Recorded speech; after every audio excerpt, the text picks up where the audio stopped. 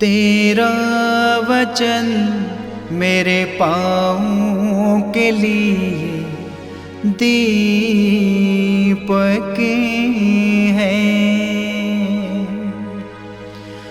और मेरे मार्ग का उजियाला है। तेरा वचन मेरे पाँव के लिए दीपक है। 15 फरवरी। पहला पाठ उत्पत्ति ग्रंथ अध्याय 3 पद संख्या 9 से 24 तक। प्रभु ईश्वर ने आदम से पुकार कर कहा, तुम कहाँ हो? उसने उत्तर दिया, मैं बगीचे में तेरी आवाज़ सुनकर डर गया, क्योंकि मैं नंगा हूँ और मैं छिप गया। प्रभु ने कहा, किसने तुम्हें बताया कि तुम नंगे हो? क्या तुमने उस वृक्ष का फल खाया जिसको खाने से मैंने तुम्हें मना किया था? मनुष्य ने उत्तर दिया, मेरे साथ रहने के लिए जिस स्त्री को तूने दिया है उसी ने मुझे फल दिया और मैंने खा लिया। प्रभु ईश्वर ने स्त्री से कहा, तुमने क्या किया है? और उसने उत्तर दिया, सांप ने मुझे बहका दिया और मैंने खा लिया। तब ईश्वर ने सांप से कहा, क्योंकि तूने यह किया है, तू सब घरेलू तथा जंगली जानवरों से शापित होगा। तू पेट के बल चलेगा और जीवन भर मिट्टी खाएगा। मैं तेरे और स्त्री के बीच, तेरे वंश और उसके वंश में शत्रुता उत्पन्न करूंगा। वह तेरा सिर कुचल देंगे और तू उसकी एड़ी काटेगा। उसने स्त्री से ये कहा, मैं तुम्हारी गर्भावस्था का कष्ट बढ़ाऊंगा और तुम पीड़ा में संतान को जन्म दोगी।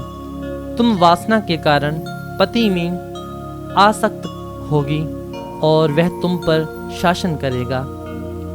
उसने पुरुष से ये कहा, क्योंकि तुमने अपनी पत्नी की बात मानी और उस वृक्ष का फल खाया है जिसको खाने से मैंने तुम्हें मना किया था, भूमि तुम्हारे कारण शापित होगी। तुम जीवन भर कठोर परिश्रम करते हुए उससे अपनी जीविका चलाओगे। वह कांटे और ऊंट कटोरे पैदा करेगी। तुम खेत के पौधे खाओगे। तुम तब तक पसीना बहाकर अपनी रोटी खाओगे जब तक तुम उस भूमि में नहीं लौटोगे जिससे तुम बनाए गए हो, क्योंकि तुम मिट्टी हो और मिट्टी में मिल जाओगे। पुरुष ने अपनी पत्नी का नाम हव्वा रखा, क्योंकि वह सभी मानव प्राणियों की माता है। प्रभु ईश्वर ने आदम और उसकी पत्नी के लिए खाल के कपड़े बनाए और उन्हें पहनाया। उसने कहा, भले बुरे का ज्ञान प्राप्त कर मनुष्य हमारे सदृश बन गया है। कहीं ऐसा ना हो कि वह जीवन वृक्ष का फल तोड़कर खाए और अमर हो जाए।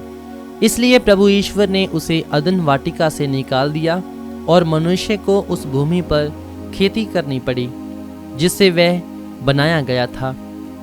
उसने आदम को निकाल दिया और जीवन वृक्ष के मार्ग पर पहरा देने के लिए अदन वाटिका के पूर्व में केरूबों और एक परिभ्रमी ज्वालामय तलवार को रख दिया। ये प्रभु की वाणी है। ईश्वर को धन्यवाद। भजन अनुवाक्य, हे प्रभु तू पीढ़ी दर पीढ़ी हमारा आश्रय बना रहा। अनुवाक्य, हे प्रभु तू पीढ़ी दर पीढ़ी हमारा आश्रय बना रहा। पर्वतों के बनने से पहले से, पृथ्वी तथा संसार की उत्पत्ति के पहले से तू ही अनादि अनंत ईश्वर है। अनुवाक्य, हे प्रभु तू पीढ़ी दर पीढ़ी हमारा आश्रय बना रहा।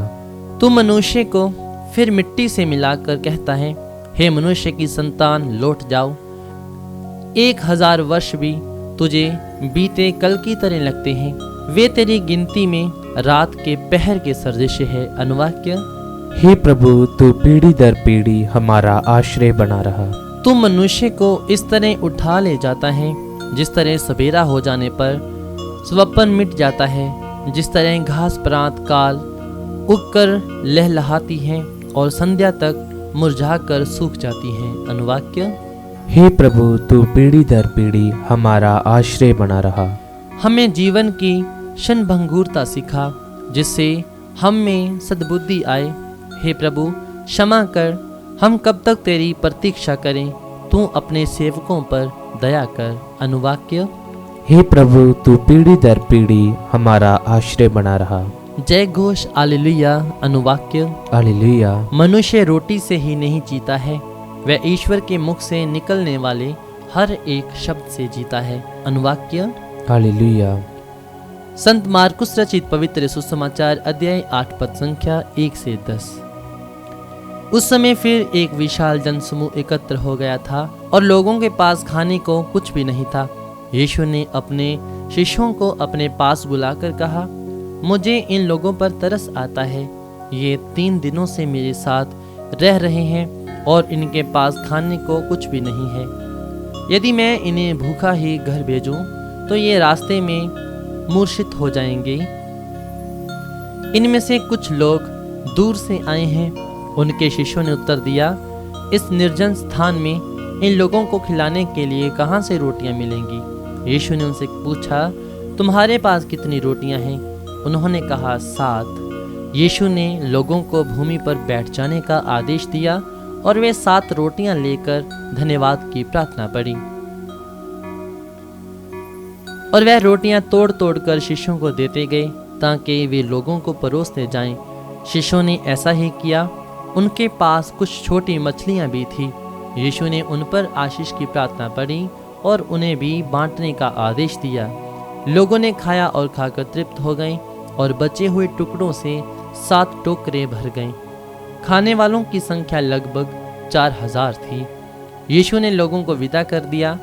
वह तुरंत अपने शिष्यों के साथ नाव पर चढ़े और दलमनुथा प्रांत पहुंचे। यह प्रभु का पवित्र सुसमाचार है। ख्रीस्त की जय।